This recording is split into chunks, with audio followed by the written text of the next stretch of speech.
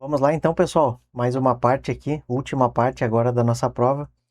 As últimas 4 questões, como eu relatei aí no vídeo anterior. Tá? Aqui na questão 47, a VUNESP cobrou um conceito que eu não tinha visto ela cobrar ainda, que é o conceito de passivo atuarial.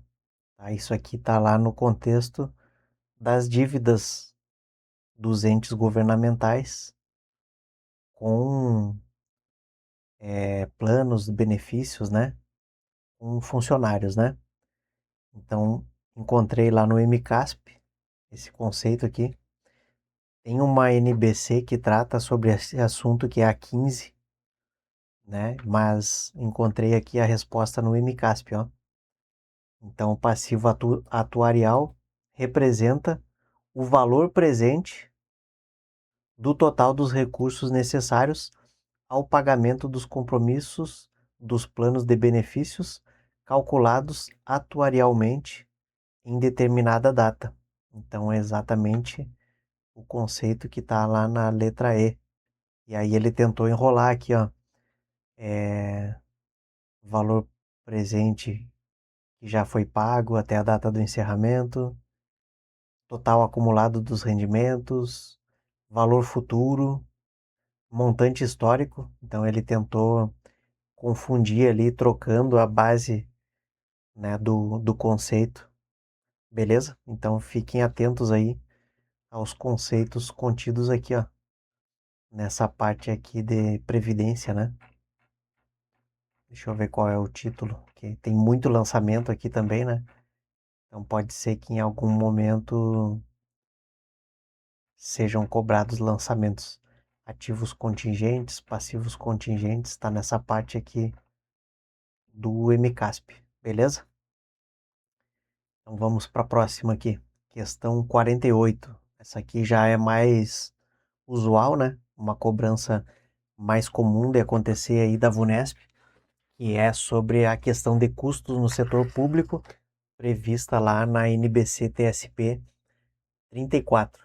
Então foi uma questão bem tranquila aí, e como eu digo, dava para a gente fazer procurando a lógica de cada alternativa. Vocês vão ver que em cada uma delas a gente vai achar aí um erro bem relevante, né? Que é o suficiente para que nós consigamos eliminar as alternativas.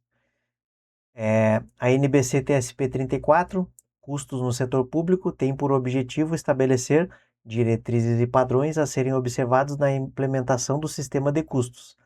De acordo com a citada norma, é correto afirmar que, letra A, é recomendado utilizar custeio baseado em atividades para a determinação do custo dos objetos de custos quando o montante dos custos indiretos não for relevante. Então, essa aqui, qual é o erro que tem nela? E o custeio baseado em atividades, ele é utilizado justamente para quê? Para melhorar a distribuição dos custos indiretos, melhorar o rateio dos custos indiretos. Então, lógico que quando os custos indiretos não forem relevantes, não é recomendado utilizar o custeio baseado em atividades. Então, o que a gente tinha que ter para eliminar essa alternativa? Conhecimento de custos. Não precisa especificamente conhecer custos no setor público. Letra B. É atribuição da alta administração definir os centros de responsabilidade e os objetos de custos, bem como explicitar qual é a principal finalidade do modelo de custos, né? E seus propósitos de uso. Exatamente isso. Tá? Então, ainda que você ficasse ali inseguro, você iria encontrar erros nas demais, tá? Letra B é o gabarito. Letra C. É correto afirmar que possuir a mesma estrutura organizacional é condição para que uma entidade adote o sistema de custos desenvolvido para outra entidade. Não, não necessariamente. Tem organizações que têm a mesma estrutura e não conseguem usar o mesmo sistema de custos. E tem organizações com estruturas organizacionais diferentes que conseguem utilizar o mesmo sistema de custos, beleza? Letra D. Na atribuição dos custos aos objetos de custos, os custos indiretos com base no de rateio razoáveis e consistentes têm prioridade em relação aos custos diretos? Não. Sempre os primeiros a serem atribuídos são os custos diretos, depois os indiretos. Letra E. A geração das informações de custo devem ser compatível. A geração das informações de custo deve ser compatível com o regime de caixa? Não, né? Regime de competência, que é o regime adotado pela contabilidade aplicada ao setor público. Então, o gabarito ali é letra B. Questões 49 e 50, questões de cálculo aí, contabilidade gerencial na veia, né? Questões bem interessantes. Considere o enunciado a seguir para responder às questões 49 e 50. Então, a 49 vai pedir o ponto de equilíbrio e a 50 vai pedir uma diferença, ó, resultado operacional. Caso a empresa tivesse reduzido o preço em 10%, a quantidade vendida teria sido 10% maior, considerando o método do custeio variável, o efeito sobre o resultado, enquanto vai aumentar ou diminuir o resultado com a alteração do preço de venda, né? Então, já sei o que eu vou ter que apurar o ponto de equilíbrio, logicamente, e também que eu vou ter que apurar o resultado pelo custeio variável com duas realidades diferentes, com um preço de venda inicial e com um novo preço de venda, e também com uma nova quantidade de venda. Não fiz nenhuma conta para interpretar as duas questões e definir aquilo que eu vou fazer, como eu vou abordar elas, tá? Questão de custeio variável, não canso de falar. Sempre a gente tem que usar aquele nosso velho e bom quadrinho. Receita de vendas menos os gastos variáveis é igual a margem de contribuição, menos os gastos fixos é igual ao lucro, tá? Quadrinho do tio Eberlé, para a gente poder fazer rápido a questão e com precisão, né?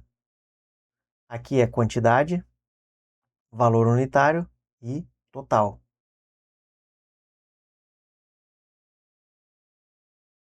E aí eu retiro os dados, né, pessoal, aqui para o meu quadrinho, para descobrir o meu ponto de equilíbrio. O meu ponto de equilíbrio é o quê? É a margem de contribuição, são os gastos fixos dividido pela margem de contribuição unitária. Então é isso aqui, ó. Ó, eu vou pegar esse valor aqui, gastos fixos, dividido pela margem de contribuição unitária. Assim que eu vou encontrar o meu ponto de equilíbrio. Então eu já posso colocar aqui do lado, ó. Ponto de equilíbrio contábil, né? Quando ele não fala nada é porque é o ponto de equilíbrio contábil. Igual aos gastos fixos dividido pela margem de contribuição unitária. Beleza? Agora eu vou preencher aqui o meu quadrinho, então. Vou pegar mais uma cor de caneta aqui. Receita líquida, 40 mil. Então é a minha receita de vendas, 40 mil. Quantas unidades eu vendi? Eu vendi 800 unidades, ó. Então vou colocar aqui um 800 na quantidade, tá? 40 mil dividido por 800 vai dar o meu preço de venda unitário, que é R$ 50. Beleza. Gastos fixos de produção, despesas fixas de vendas e despesas fixas administrativas. Tudo isso vai ser colocado aqui, ó, nos gastos fixos, né? 4.600 mais 2.200 mais 1.800. Quanto que vai dar isso aí? Vai dar 8.600, se não me engano.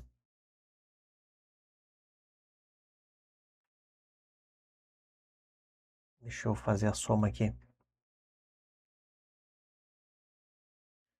4.600 mais 2.200 mais 1.800. 8.600. Aqui estão aqui os meus gastos fixos. 8.600. Beleza. Então eu já usei isso aqui, usei isso e usei isso aqui. Custos variáveis de produção. Ó, produção, quantidade produzida. Eu tenho que fazer essa relação. Quanto que é o meu custo variável de produção? O total é 9.000, mas o unitário vai ser quanto? 9.000 dividido por 1.000, R$ 9. Então, o custo variável igual a R$ 9. Beleza. Despesa, já usei esse aqui também, né? Despesas variáveis de venda, R$ 800. Só que despesas variáveis de venda eu relaciono com a quantidade vendida. R$ 800 total e eu tive 800 unidades vendidas, então vai ser R$ 1 por unidade. Tá? Despesa variável igual a R$ 1 por unidade. Então, quanto que vai ser o total dos meus custos variáveis? R$ 10. Beleza. Coloquei aqui, ó. R$ 10. Se o preço de venda é 50 e os gastos variáveis é R$ 10, então eu já tenho a minha margem de contribuição, que é a diferença entre os dois, né? 50 menos 10, R$ 40. Beleza. Então eu já tenho dados para quê? Para resolver a minha questão, né? 8.600 dividido por 40. 8.600 dividido por 40 vai dar igual ao meu ponto de equilíbrio, tá? Vamos fazer aqui na calculadora, né? Sempre lembrando que vocês têm que fazer no braço, né? Para treinarem para a prova. 8.600, façam o que eu digo, mas não façam o que eu faço. 8.600 dividido por 40. 215 unidades é o meu ponto de equilíbrio. 215. Tá lá. Na letra C, gabarito. Beleza? Então, usando o quadrinho e se organizando bem aí para fazer a questão, não tem erro, né, pessoal? Vocês vão chegar na resposta. Só que nós vimos lá também o quê? Que a gente vai ter que apurar o valor do lucro aqui pelo custeio variável nos dois, né? Então eu já vou apurar aqui o lucro para eu sair daqui já com apenas tendo que fazer um novo quadrinho aqui com um novo lucro aqui na de baixo, tá? Então a minha margem de contribuição total vai ser quanto? 800 unidades vezes R$ 40, que é a margem de contribuição unitária. 8 vezes 4, 32.000, tá? Minha margem de contribuição total é 32.000 e o meu lucro aqui nesse primeiro cenário vai ser 32.000 menos 8.600, né? Menos 8.600. 23.400. Perfeito. Agora, eu venho aqui na questão de baixo e faço o quadrinho mais uma vez. Por quê? Porque eu preciso apurar o lucro para comparar os dois. Receita de vendas menos gastos variáveis igual a margem de contribuição menos os gastos fixos é igual ao lucro. Perfeito.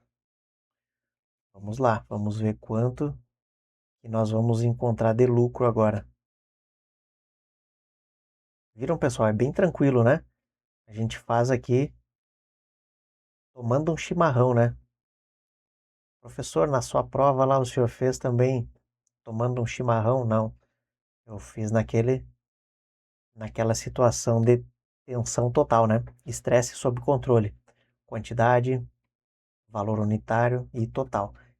É bom que você esteja um pouco nervoso na sua prova, para não ficar errando coisa por desatenção, tá? Então, a gente tem que estar ligadaço aí no dia da nossa prova. O que ele falou aqui? Caso a empresa tivesse reduzido o preço em 10%. Quanto que era o meu preço? Era 50. 50 menos 10% é 45, né? porque 10% de 50 é R$5. Então, o meu novo preço é 45. E a quantidade vendida vai ser 10% maior. A minha quantidade vendida era 800. 10% de 800 é 80. Então, agora eu vendi 880 unidades. Beleza. O que vai acontecer? Eu vou pegar aqui as minhas anotações, né? Eu nem calculei aqui a receita total, porque não é necessário. Olha só, os meus gastos variáveis, ele não falou que mudou. Então continua esse mesmo cenário aqui, ó. R$10 de gastos variáveis, tá? Então eu só transcrevo para cá. Ele não disse que alterava os gastos variáveis e a minha margem de contribuição então vai ser agora 35, tá? E a minha quantidade vendida, 880. Então quanto que vai ser a minha margem de contribuição total? 880 vezes 35, que dá 30.800. Beleza. E os meus gastos fixos não mudaram também, 8.600. Gasto fixo, não interessa se a empresa produziu uma unidade e vendeu ou se ela produziu 1 milhão de unidades e vendeu. O gasto fixo, ele é fixo, como o nome diz. Como, por exemplo, o aluguel, né? O aluguel da fábrica. Se eu produzir ou não produzir, de qualquer forma, no final do mês, eu vou ter aquela dívida de aluguel da fábrica. Então, quanto que é o meu lucro aqui na segunda realidade? 30.800 menos 8.600. 22.200. 22.200. Tá. Quanto que tinha sido lá no outro? 23.400, né, pessoal? Então tá aqui, ó, o lucro na situação 1, lucro na situação 2. Isso aqui é favorável ou desfavorável? É desfavorável, né? Então todas as alternativas estão no jogo por enquanto. Então é desfavorável enquanto? A diferença entre os dois. Vamos lá. 23.400 menos 22.200. 1.200 desfavorável. Gabarito, nossa letra D aqui. Show, pessoal? Questões muito boas essas últimas aqui, né? Alertando aí para uma que a Vunesp não tinha cobrado ainda, sobre passivo atuarial, né? Que está aqui.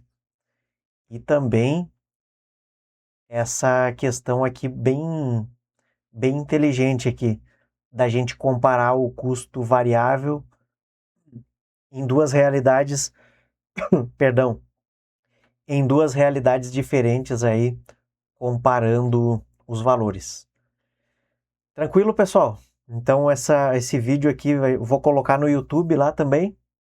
E pro pessoal aí que não conhece o nosso trabalho ainda e queira estudar aí por meio do nosso curso de resolução de questões ou dos nossos outros produtos, o link da bio vai ficar fixado no primeiro comentário aí para quem assistir pelo YouTube. Se o vídeo estiver ajudando, deixe o seu like aí, compartilhe com seus amigos, se inscreva no canal que você estará ajudando o meu trabalho aí, caso você ache que ele agregou valor à sua preparação, tá? E se não agregou, então fique tranquilo aí também. Valeu, um abraço!